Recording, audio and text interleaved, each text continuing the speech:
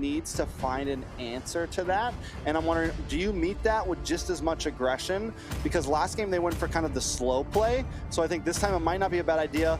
Let's try to get in your face a bit more. I can help. Your team is banning. Ooh, Melissa.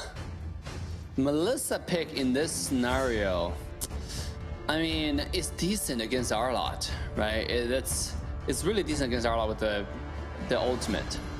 But is it such an early pick in this scenario? I don't know. Because I like mid jungle support synergy, right? I like picking those, especially in a scenario where you're gonna take a lot of frontline damage. So what I really just want to see more synergy, and so far I'm not seeing it coming out from Onic Overlord. You know, like what about the Flora and Fredrin combo that most teams are enjoying a lot of success with? You know, coming out on the other side, it's not too much synergy, but it's just meta picks, and then it's good in some sense. We'll see the next two picks, right? Because right now they have not picked their roam yet. And they can also copy Valentina. There are not too many great ultimate can copy still, but still, like, that means they're also like, you know, Onic goes up 2 picks, they still haven't picked their roam, so there's a big roam you can copy with Valentina, so that's still possible. Oh my god, even with the Fredrin pick, we're still gonna target the Ling, huh? So they're that set on the Fredrin going to EXP. I mean, it's what they did last game too, right? They still banned into the jungle, even knowing that was up. So I think they're possibly forcing, you're going to stay on that Fredrin, you're going to sit in the jungle with him, we're going to take advantage of it just like we did last game. Can they take advantage of it this time? Fredrin's not someone you can just take advantage of very easily, right? Just look at the muscles, the weapons that he has. Right, this guy's going to stand in front of the gate of the jungle and just be like, shoot at me! And you would just walk away. It's gonna be kind of hard for Evos to go in. I wouldn't think they're gonna go in, especially Valentina early game. It does damage, but not as much, you know, not as aggressive enough that you would hope for a character to invade. I want to see Valier, man, to be honest. But Valier in this game might not be so good. But I really just do want to see Valier coming out, or some other different kind of synergies coming out. This game so far, neither team I'm seeing it, right? Unless we see some single target CCs coming out from Onic Overlord to synergize with the Kadita. So far, it's just pretty meta picks from both sides. I mean, everything's pretty, definitely a little bit textbook. I feel like Onic still needs to kind of round some things out. Ooh, and Minotaur. There, I think it is the Minotaur Kadita combo. We saw it before. You paired up with Fredrin too. It's even more CC. I feel like, don't get me wrong, CC has always been viable. It's always been something you want on your team. But recently, what we've been seeing is 3, 4 heroes all just ready to combo things up, and that's why some of these team fights are so devastating at time. But there's the answer. Mr. Von Strong, Neil Von Strong, the first man on the moon, gonna bring out the Diggy to start. In many scenarios. In this case, I think you mentioned something that's really important, Trex, which is synergy, again, with different combos, right? With Minotaur, if you look at the side of Onic, the only person that can truly shoot damage, actually, now with Joy on top, but this is a Joy jungle, which is interesting because it's going to be kind of squishy. Yeah, so like if you go to Beatrix and Beatrix auto-attack you, you might be dead. So it's one of those scenarios where I don't know. I feel like there's lack of synergy coming out from the side of Onic Overlord. And if we're just comparing meta picks, it seems like Evos Icon came in more prepared, right? They have the meta picks, but they also have the counter picks. I mean, the jungler is immune to quad control. On top of that, you have Diggy's time travel. Ladies and gentlemen, this is match point to the favor of Evos Icon. Can they walk away with another 2-0 series? Trex, what do you think? I mean, it could definitely happen here. Your team, if you can jump on and make this big combo happen, but then you have picks like Sasser, you have Boy on this Joy, heroes that want to kind of stay away from the pack. If Joy wants to dive into the back, I'm wondering how are they going to make this composition work in some of these team fights, whereas Evos Icon is very straightforward. Everyone can work very well together. No one's ever going to get way ahead of the pack and be on the opposite side of the map. I'm liking what Evos Icon brought here, and I feel like once the Diggy was picked, Overlord just kind of panicked. Yeah, because it also does give Onic Overlord a lot of confusion. You know, because now Minotaur is like, do I go in? Do I not go in? There's just so much trouble, right? Like you have to wait. Who's gonna bait that? It's gonna be Joy. But if Joy goes in, early game is okay, but late game, you're gonna get one-shotted by Beatrix by a lot of characters. You know, so especially when all the damage comes up. Oh, here we go.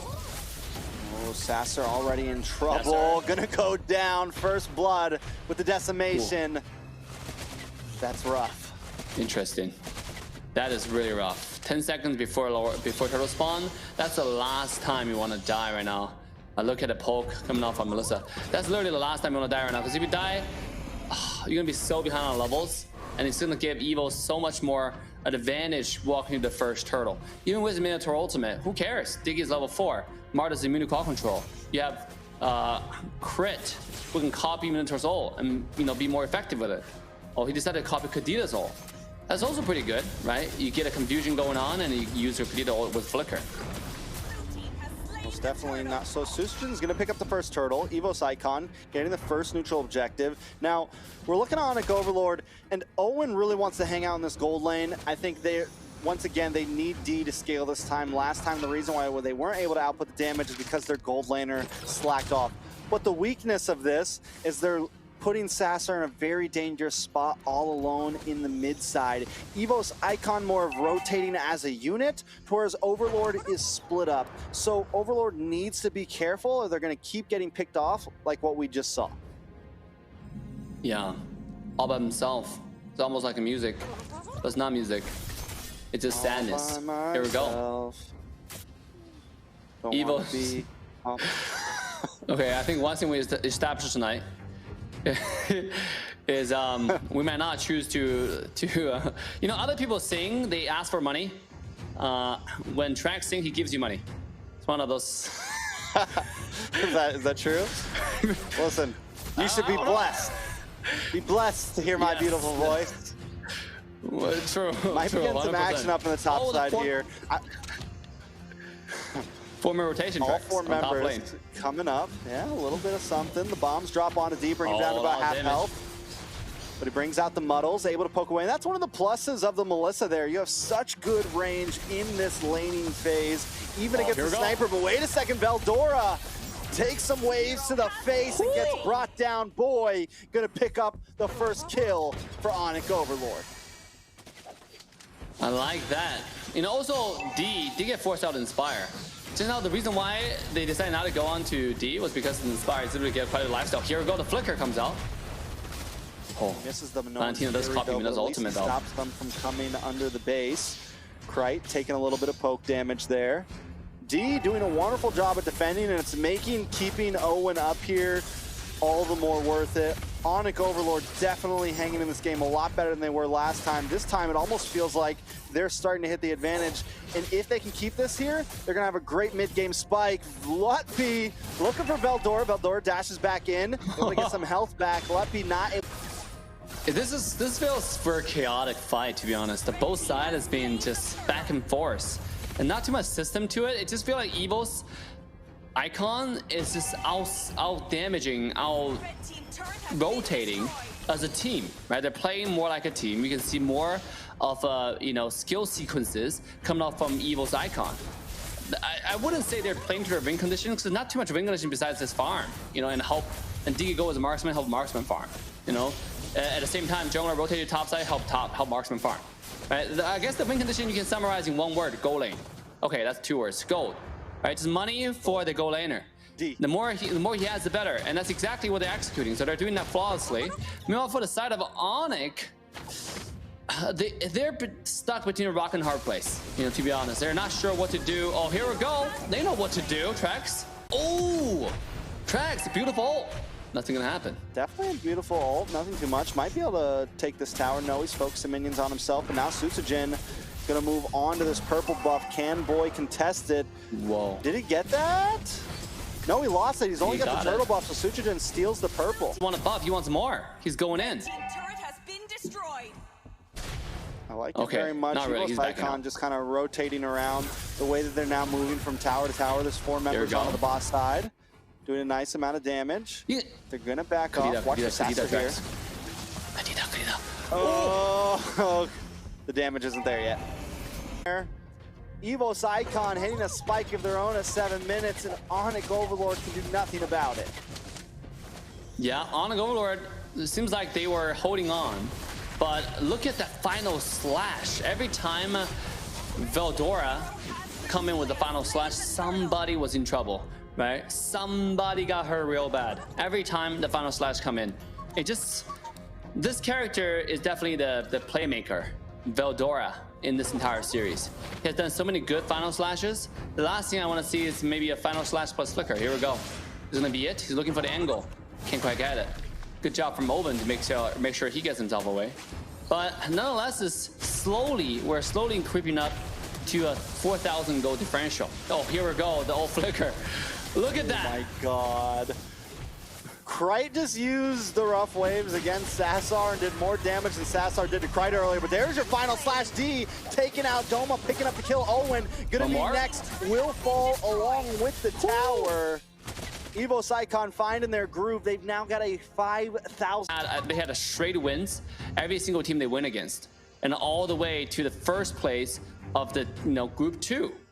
And now you're knowing why, right? The way they play really aggressive, and we're in sync. And the first game was the combo. The second game, we don't even have to play combo. We'll just tell you, it's not the combo that we have that makes us different. It's the players that we have that makes us different. They're syncing always. The way how they play with the final slash into the combo, into obviously having Diggy as a counter pick to Minotaur, is not really like syncing skills. It's more of a just, having right rotations and taking the right team fights at the right place at the right time.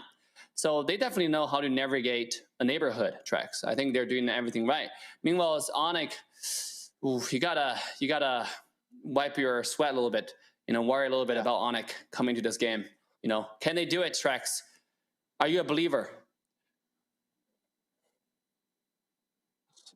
So it does seem like we have a quick pause for now, trying to figure things out. I do think, it's match point, Dave.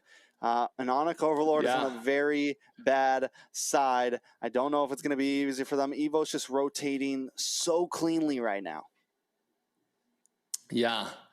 Onic, man, hang on to their dear life. The last game, the poke strategy did not work out. This game, I don't even know what strategy they were trying to pull off to make it work, right? Like, it's kind of like Minotaur plus Kadita that forgot Diggy was on the line, and then picking Minotaur. Banning Florin, the pick...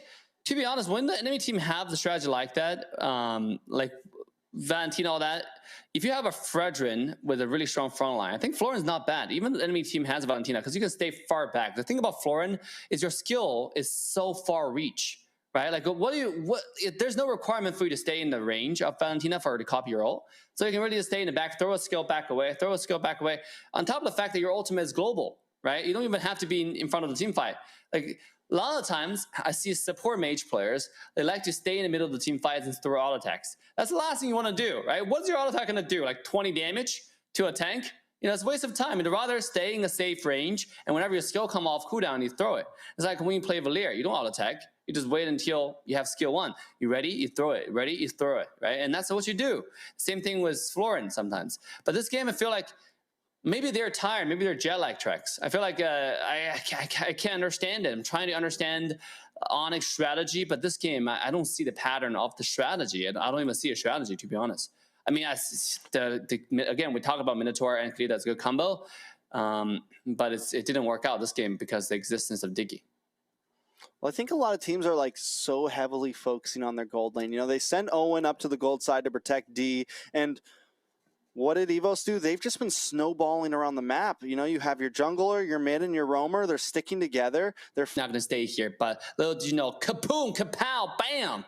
Next thing you know, that's a Martis on your face with the ultimate, with the ultimatum. And the next thing you know, you're back in the black and white screen, you're back in the base. So it's just one of those scenarios. Like, I feel like Evos Icon has a clear strategy of what they want to do. Let's focus on gold lane. We talk about this throughout the entire game. Their win condition is to make sure their BH is farmed. And they've been doing that the entire game. Diggy just been sitting top lane, babysitting just like Oven did. But obviously Diggy being the dominant one in that situation. The much longer reach with skills, much better poke, and a much better protection. Whereas the other side, it's really hard because you constantly get harassed by an egg, well, a little chicken, right? That sometimes turn into an egg. So it's just like a really rough situation for a side of Evos, Evos Onic Overlord to be in at this point. I mean, I really don't know what they can do because I can't figure out a draft. Yeah. I can't figure out the win condition, and the Melissa needs skill, but so far Evos are not giving them the opportunity tracks. I mean, because even with the scaling effect of the Melissa, Evos has late game as well, right? Like you said, they have the Beatrix, they have those options, but they also brought early game with the Martis, right? They have that possibility, and that's what's scaling them through right now. And no one wants to go against a Martis that's fed in the early game. The decimation just becomes more and more. The pressure becomes more and more. Then they also have the counter pick with the Diggy. It felt like from the draft until now, Evos has been a few destroy it. We saw him instantly get annihilated, but here we go, back into the game. Enough talking guesses because the facts are about to happen. Yes, I mean, Joy is definitely falling short. I was worried about Joy pick. And you have Joy, who comes in with the Vengeance. Sometimes you don't have to use a skill, right? On top of the fact you have your ultimate, have your shield, have all the damage. If Beatrix start all attacking you one time when you activate Vengeance, it's literally suicide, right? In other words, he's murdering herself, which is really, really difficult for Beatrix to deal with. And at the same time, you can use the opportunity with Vengeance to bait out the skills, bait out the ultimate, because Diggy will then have to use the ultimate to protect the jungler, to protect the marksman. And then after that all runs out, after time journey runs out, Minotaur can go in with a huge Millennium Fury with confidence. That's the most important thing. It's not just about landing it, it's landing it with confidence. It's very, very important when you're, you know, modern society man, right? So have confidence. Minotaur doesn't have confidence to go in right now. He's just sitting in the back thinking about it instead of doing it because of the existence of Diggy. Yeah, looks like we're having a few issues with Sasser here. He's staying back at the base. Don't know exactly what's going on with that. Evos Icon are going to be able to take the Lord here. Onic Overlord still on the back foot. And what we just saw was very reminiscent to Game 1, how the way they choke out that tier 2 in the top side, move on to the mid. And right now, everything is just going to Evos Icon's pace. Yeah, Game 1 they played aggressive, they invaded. Now they have not only 3 side jungles, they control 4 quadrants of the entire map. Top jungle, top side jungle, you know, bottom side jungle on the enemy side. That's on their side. On their side is guarantee theirs, and he's going to their enemy side jungle for more farm. So we'll quickly jump into catapulting ourselves to an 8,000 gold differential to the favor of Evos, and then they perfectly match the wave. Well, not imperfectly, but very close. Now bottom lane, 2 humongous wave of the Lord is coming tracks. Yeah, Lord is about to crash. Bottom inhibitor down to about half health. Veldora dives in, tries to go for the finish, looking for Luppy. Owen wants to use the Nolan's Fury. Pops it a little bit too early, doesn't get a whole lot out of it, but boy, in the backside will instantly get destroyed again.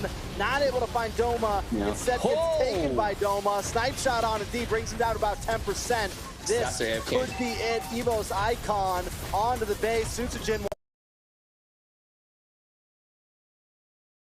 Bracket finalist, Echo Proud versus Evos Icon. I'm actually really excited.